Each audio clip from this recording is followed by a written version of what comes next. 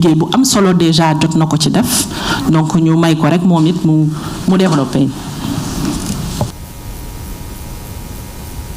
Merci beaucoup jërëjëf madame la ministre di nuyu kilifa yi fi teew yëpp de la présidence primature ak département ministériel yi ak surtout la presse ndaxte ñoom ñooy le relais war a teew fii pour mottali yéene gouvernement bi yéene bi suma ñaari collègues yi wax nañ ko mooy communiquer pour leeral yu bëri waxtaan ak askan bi ñu xam ni ñoom ñoo ñu fi teg et c'est une obligation benn devoir la di leen rendre compte liggéey bi nu mu demee ci mbirum rentrée bi nag ñi ko ñëpp gisee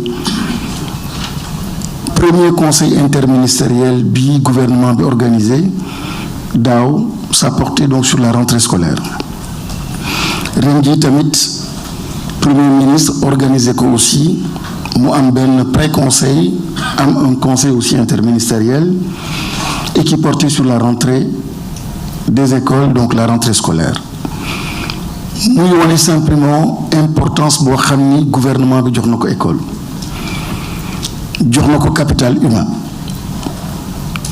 ëllëg ak agenda wu 2050 gouvernement bi dafa ne ni duñu jëm mukk duñu réussir transformation su dee réglé wuñu problème mu capital humain moo tax la question de l'école mu nekk question boo xam ni dafa itteel autorité yi wante pour nga xam nit ban progrès la def day xam tamit nga xam li mu fi fekk situation bi mu fi fekk abri provisoire école yu màbb environnement scolaire boo xam ne mur amul xale yu jigéen yoo xam ne dañu dem école amul bloc d'hygiène déficit d'enseignants problème mu décisionnaire yi yooyu la fi fekk ak yeneen mu nekk lu lëndëm pour école te réew amul benn réew bu connaître développement transformation te appuyé wul ci capital humain moo tax gouvernement bi mu am rupture fondamentale te ci diir bu gàtt en moins d'un an dinaa ci dellu si toutes les réalisations yoo xam ne gouvernement bi def na ko d'abord le point précis sur la rentrée globalement rentrée bi alhamdoulilah ça s'est bien passé taux de présence su enseignants yi bërki démb tourné autour de 85%. tey ji dépassé nañ ko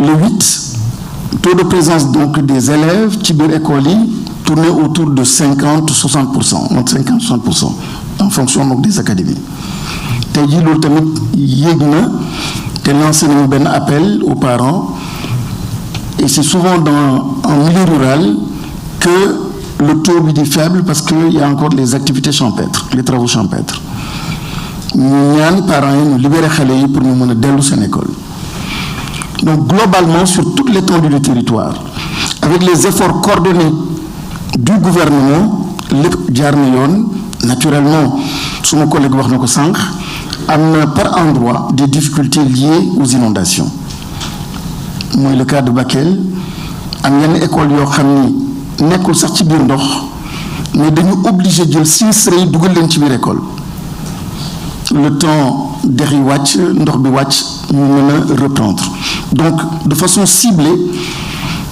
de temps en temps mën nañu différer une rentrée de 2 jours de 3 jours d'une semaine en tenant compte donc de ces circonstances nga dem tamit Diourbel mu am quelques 3 ou 4 sites yu nekkoon dans la même ou dans les mêmes conditions mais globalement tout a bien fonctionné tout est bien parti et bien relancé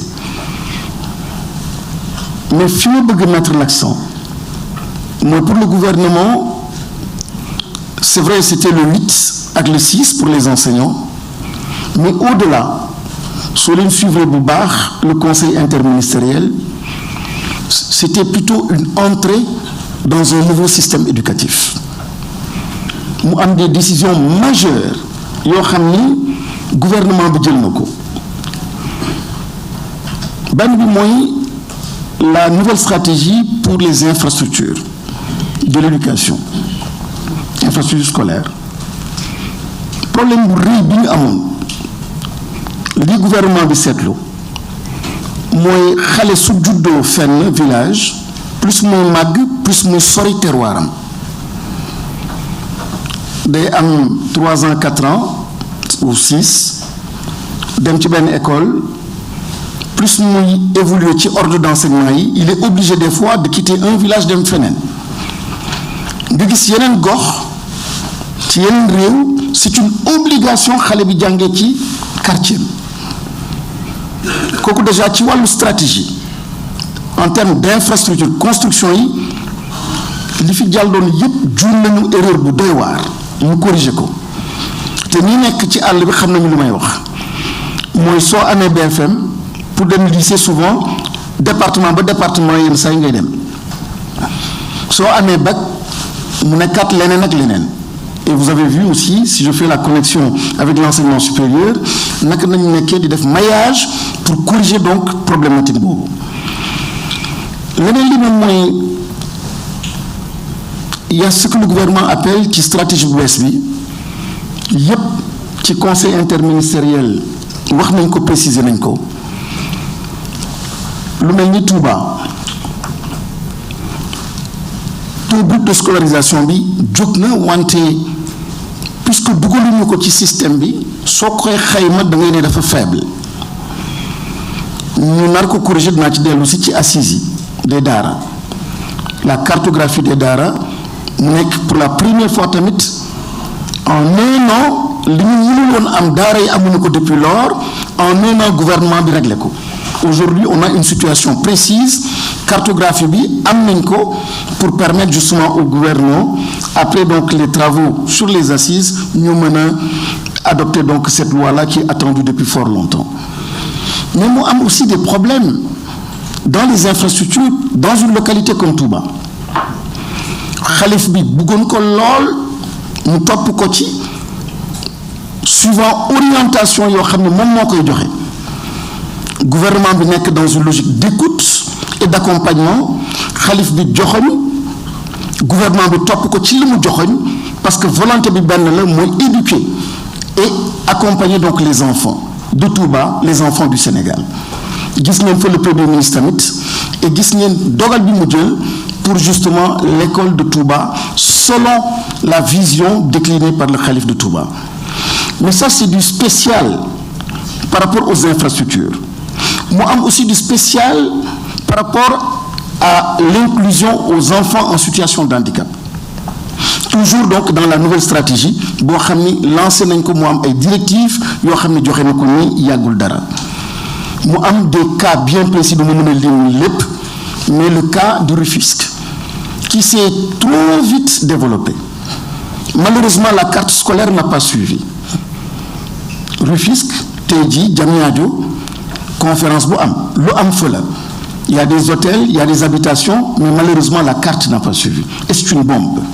là aussi dans le nouveau programme mu am ay jéego yu am solo yoo xam ni gouvernement bi décidé na et puis am na très bientôt donc les poses de première pierre yu ñu nar a def par rapport à cela même bëgg a ñëw ci un an yi loo xam ne gouvernement bi def na ko pour rendre compte aussi aux populations mooy réforme gisaguñu xëy na résultat bi mais ñëpp ngi jooy dinañ école doxul ni programme yi du programme yi la ñuy xaar ci sunu école ñëpp jaaxle nañu ndaxte xale yi même suñu demee école jikko yu ñu am ci biti du lu ñuy xaar ci sunu askan mu nekk réforme boo xam ni sans cette réforme capital humain bi ñu bëgg ak nit bi ñu bëgg ak askan bi ñu bëgg duñ ko am mukk gouvernement bi taxaw ci thème ñu réforme lépp tegu na comité yi formé nañ ko ñu ngi ciy liggéey avec des experts et fan ñu di ngeen gis donc les équipes dans les différentes contrées di waxtaan ak askan bi pour que mu nekk un programme éducatif partagé par les Sénégalais avec les Sénégalais pour dugal ko ci système bi. On parle bien de souveraineté, on parle bien d'orientation nouvelle, on parle bien de spiritualité. Sénégal, c'est son capital spirituel. Yooyu yëpp bëgg nañu dans notre système éducatif ñu mën ko retrouver. Mun am les assises des daara, chef de l'État waxoon na ko daaw loolu tamit ñu ngi ci circuit bi démarré na te ci fan ay mois yu néew incha allah les conclusions des assises tamit dinañ ko mën a partager. ñuy fàttali ni daara c'est quand même loo xam ne le signe distinctif donc du Sénégal, parmi les signes distinctifs. Donc jox leen gëdd et comprendre l'impact du travail donc des daara sur le système dafay am solo à travers ces assises, à travers une écoute active déglu leen bañ leen imposer dara ñoom seen bopp indi nii la ñu gisee daara nii la ñu koy dugalee dans le système éducatif. C'est une œuvre, une action majeure et loolu tamit mu ngi wagon bi train bi mu ngi en marche. Nous avons le cycle fondamental, orientation bi ñu am tamit la part du gouvernement, du chef du gouvernement. Moom mooy le cycle qui était de 6 ans à 10 ans, à 16 ans, de 10 ans. Le préscolaire, les petits-enfants sont tellement importants que dans le cadre de la réforme, bëgg nañu réviser donc ce cycle fondamental pour la prise en charge de la petite enfance. Naturellement, quand on parle de réforme, c'est pas simplement les programmes, c'est l'environnement, c'est le quantum horaire, ce sont les contenus, c'est bien d'autres aspects, mais xam naa dinañu am yeneen occasion pour ñëw ci. Le moins, c'est les langues. Aujourd'hui, en un an, am na fi ñu fekkoon fii situation langue yi mais tey jii y a 8 langues nationales et beaucoup de Sénégalais ne le savent pas. Tey jii dañu ko intégrer di ko jàngale dans nos écoles dans 12 académies maanaam presque dans 12 régions ñu ngi jàngale. C'était d'abord 6 ñu yokk ci 2 et qui sont effectivement en train d'être enseignés donc dans les écoles.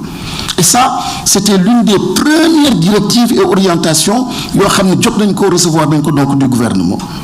Et les 2 nouvelles langues mooy le Safi et le Balant yoo xam ni ren jii la ñu dugg donc dans le système.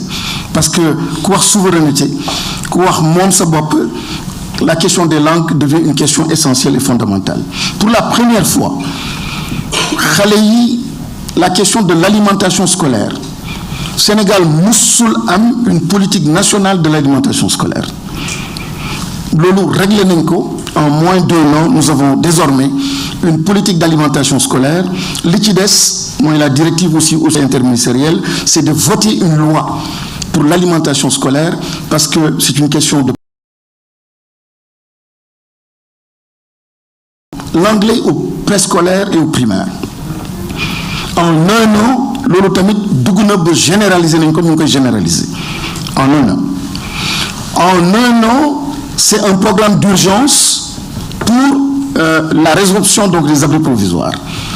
Pose première pierre, actuellement en train d'être réalisée en compagnie donc de nos frères de l'armée qui sont en train d'accompagner le ministère de l'Éducation nationale. En 1 an, et ça c'est bon de s'arrêter là-dessus, un lycée par exemple comme Foundiougne, pendant 10 ans, un lycée boo xam ne mënuñu koo joxe mënuñu ci jàng en sécurité tey jii réglé nañu mbir boobu ba keroog dem nañu avec l'entreprise et on a 10 mois lañ ko jox au lieu de 10 ans pour mu terminer ko.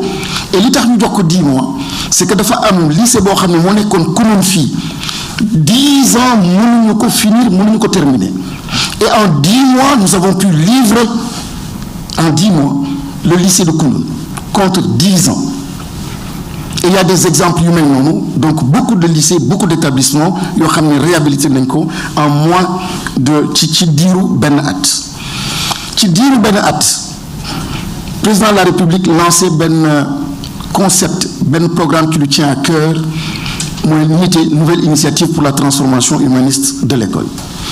Premier ministre jox ko beneen écho indi fii la direction donc générale du service civique pour dire à quel point c'est important. Du moral, c'est pas une question de morale, c'est pas une question de philosophie, Ce n'est pas une question de théorie. La réalité, nous avons un impact économique, un impact dans la santé. Nous avons un environnement propice dans le pays. Nous avons assuré aux investisseurs un environnement propice s'il n'y a pas de discipline, s'il n'y a pas un esprit de civisme et de patriotisme. Et la question est tellement importante qu'aujourd'hui, cette direction est logée au niveau de la primature. Tellement importante que cette année, la rentrée a été placée sous le signe de cette transformation humaniste de l'école. Et toutes les déclinaisons sont en train d'être faites.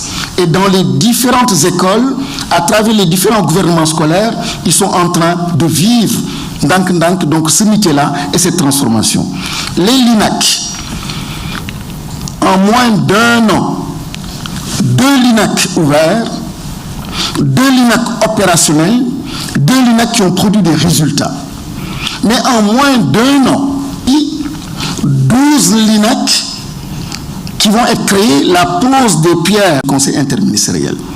C'est 46 CM, collèges, qui vont démarrer, financement bouclé obtenu à travers donc, tout le territoire national. C'est aussi 46 écoles élémentaires, sans compter l'Okhamni BCI, donc mon koy joxe.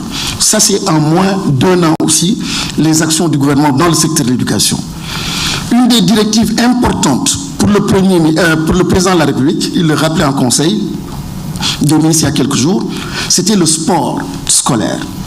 Et en 1 an, on a pu réaliser 2 fois ñaari festival donc du sport scolaire. Loo xam ne jeexoon na gëj ngeen dégg xaw ma nu mu daan tudd mooy IASO.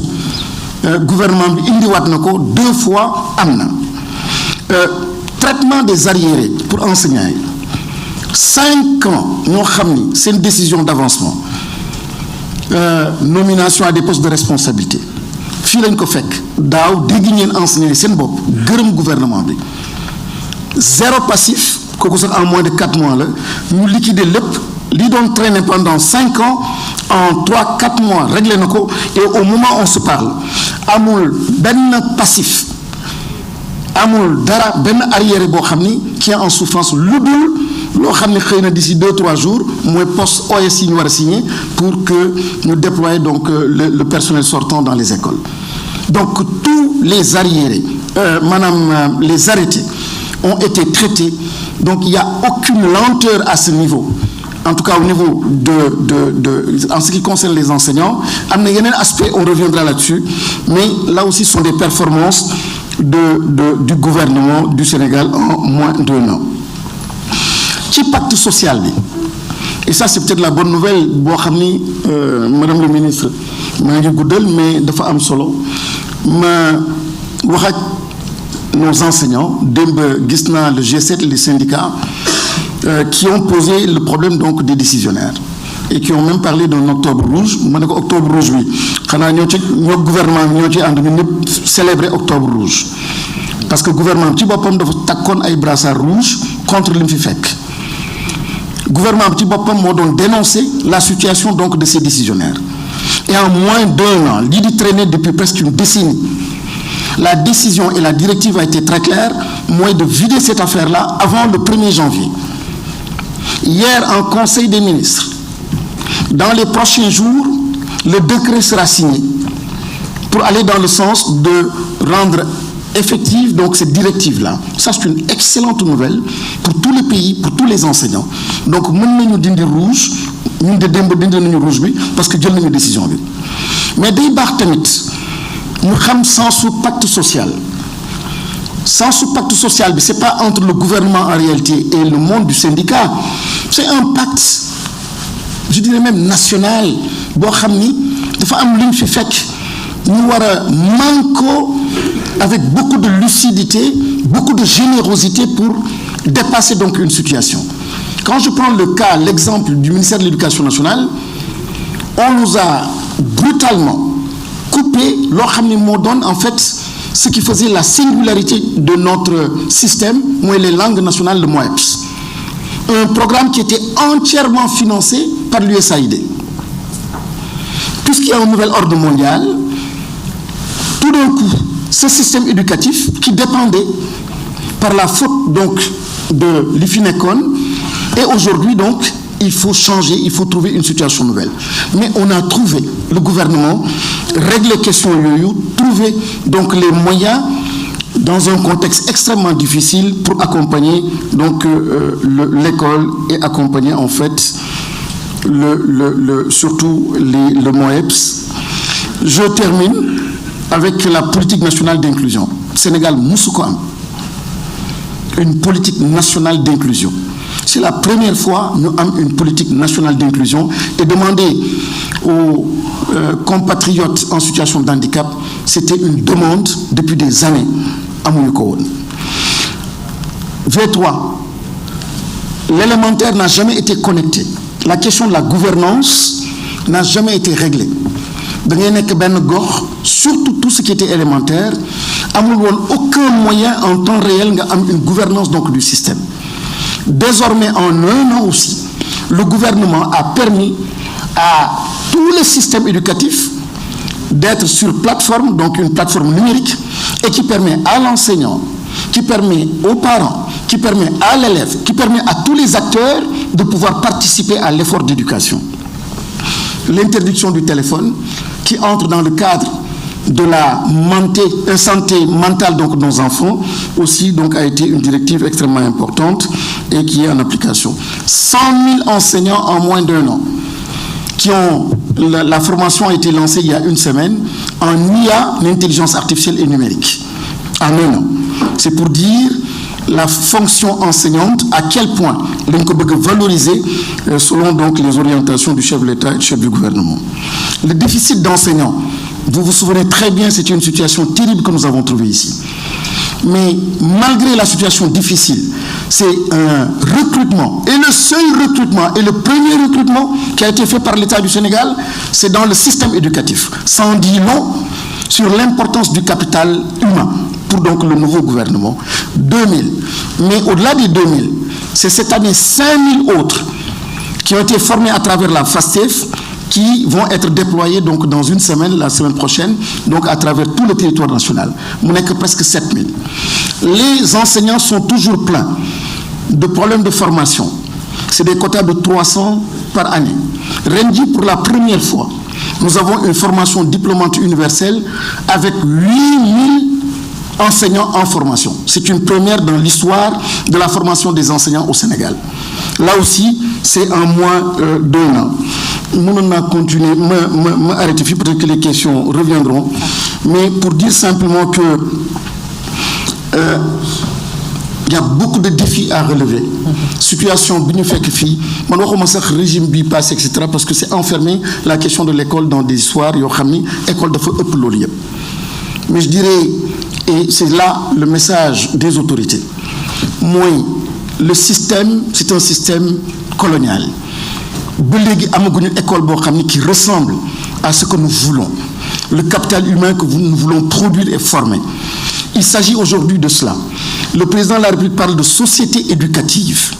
Et cette société éducative, que l'on comprenne tous que l'école doit être un sanctuaire, doit être sacrée.